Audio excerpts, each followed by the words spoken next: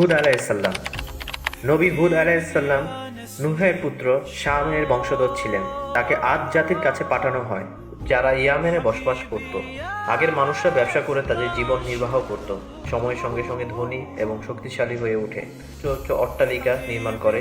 তার সঙ্গে তারা পাপী হয়ে যায়, মূর্তি পূজা শুরু করে এবং জুলুম করা শুরু করে, অহংকারী হয়ে যায় এবং কি ব্যবসায় প্রতারণা শুরু করে। নবী হুদ আলাইসাল্লাম আল্লাহর প্রতি ঈমান আনতে তাদের বলে এবং তিনি তাদেরকে বলে, আল্লাহ তাআলা তোমাদেরকে সৃষ্টি করেছে। কিন্তু আদ জাতি অহংকার এবং অন্ধ হয়ে তাকে উপহাস করে বলে, তুমি তো আমাদের মতন একজন মানুষ। তুমি কি আমাদের পূর্বপুরুষ দেবতাদের বদলে নতুন কোনো উপাস্যক বানাতে চাও? তারা নবীর বার্তা অহংকার করে এবং পাপাচারে লিপ্ত হয়। তখন আল্লাহ তাআলা তাদের উপর শাস্তি নাজিল করে। প্রথম দিকে খরা এবং প্রবল ঝড়, আর এই ঝড় 7 রাত 8 দিন অবিরাম চলতে থাকে, যা কোরআনে বর্ণিত হয়েছে।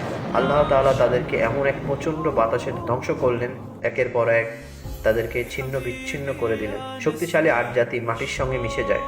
বলা হয় হুদ আলাইসাল্লাম অল্প সংখ্যক অনুসারী রক্ষা পান এবং পরবর্তীতে দাউরা মাউত অঞ্চলে বসতি স্থাপন করেন।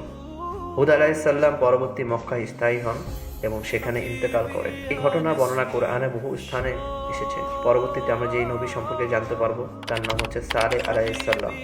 ভিডিওটি ভালো লাগলে লাইক, শেয়ার এবং সাবস্ক্রাইব করতে ভুলবেন না।